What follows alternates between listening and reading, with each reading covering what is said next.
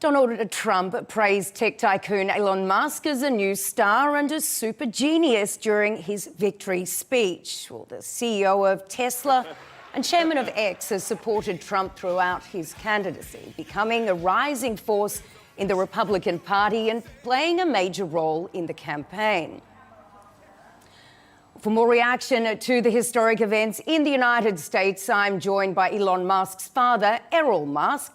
Mr. Musk, appreciate you coming on with us this evening. Firstly, have you spoken to your son today and how is he feeling? Well, no, I haven't spoken to him. I've spoken to all the other brothers and sisters. Elon's very tired, just as I am. I was up all night also doing interviews. Yes, I haven't spoken to Elon, but I'm sure they're very happy. And we are all happy because the world is going to be a safer place now. And I might say I don't agree with your previous speakers. I think that it's typical of the Democrats, the wimp Democrats, to do these terrible things that they tried on Trump and then afterwards say, yes, but we sure you won't do the same thing to us. No, I think that the law must take its course. I think Biden must be prosecuted for the criminal bribery and corruption that he's been involved in. I don't think anyone should be given a free pass on any of that stuff, including the toxic son. Just going back to your own son, I mean, I'm assuming you're feeling like a rather proud dad today. And of course, your son got singled out in Donald Trump's speech in the early hours of this morning, yes, calling him a star, an amazing guy. How much of an impact do you think your son Elon had on the outcome of this election? Well, I've no doubt whatsoever that Elon was the turning point. Elon was the turning point for Trump. There's no doubt about it. Once Elon threw his weight behind Trump, everything changed. And so there's no doubt in our minds, and certainly in my mind, that that was the turning point. And as far as being proud, I mean, I was proud of my children when they were born. I mean, I'm not suddenly proud. I'm very happy with their progress. And I'm very happy with Elon's progress. I mean, it was only a few years ago that Elon was calling me evil for supporting Trump. And he, in his own way, has learned the hard way that, in fact, Trump is a much better way to go. There will be no more terrible wars. The Ukraine conflict will come to an end very soon. The Middle East conflict will be resolved very soon because the people that were in charge before had no intention of stopping any of these wars or helping to stop them in any way. So, given everything you've just said, what do you believe is in it for your son? A post in the administration, perhaps? No. I mean, there's nothing in it for us. We already have everything.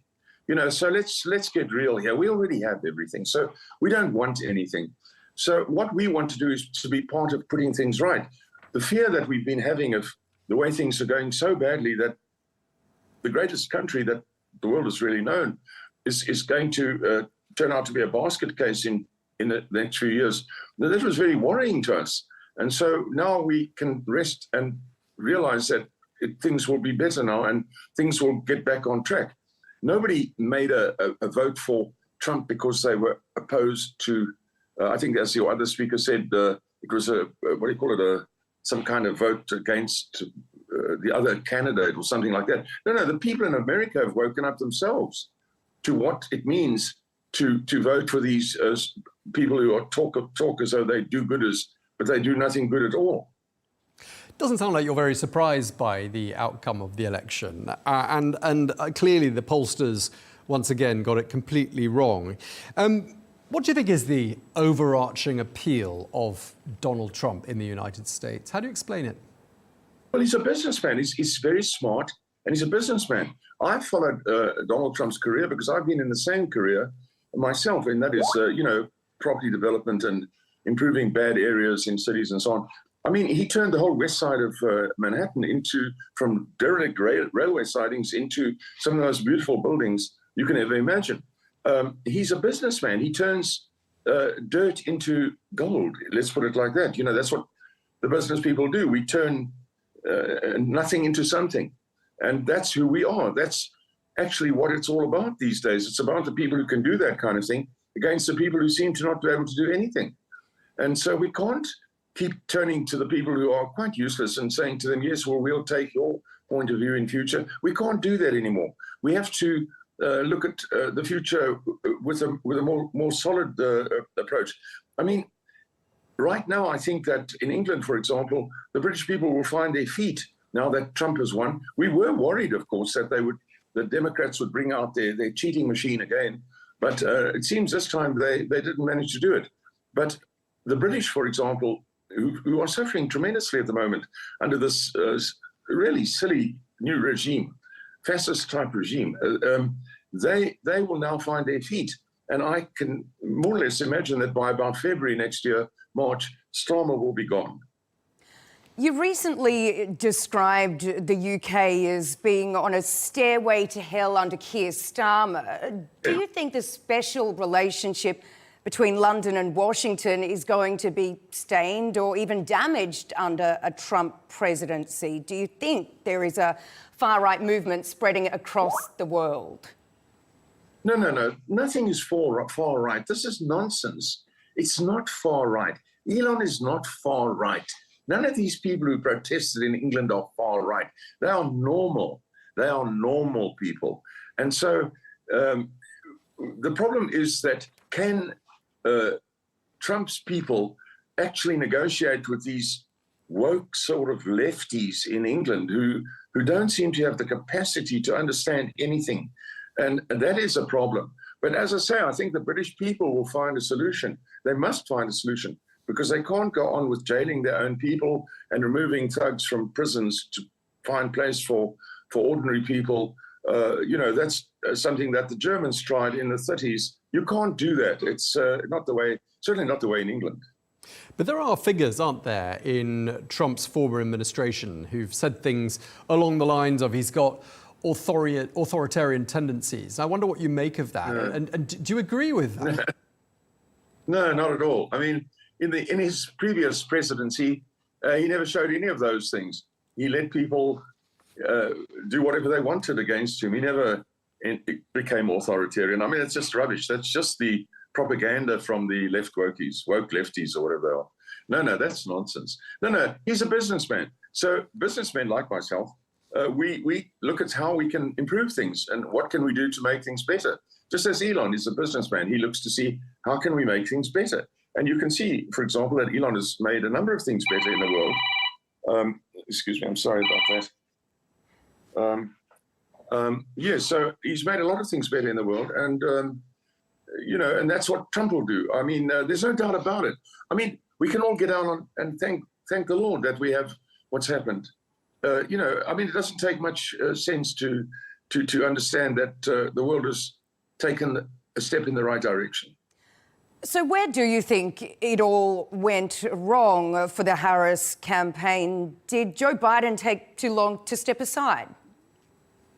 Well, Biden was ridiculous. And I mean, he's essentially, it's been shown that he's something of a criminal. I mean, he's been selling American secrets to America's enemies.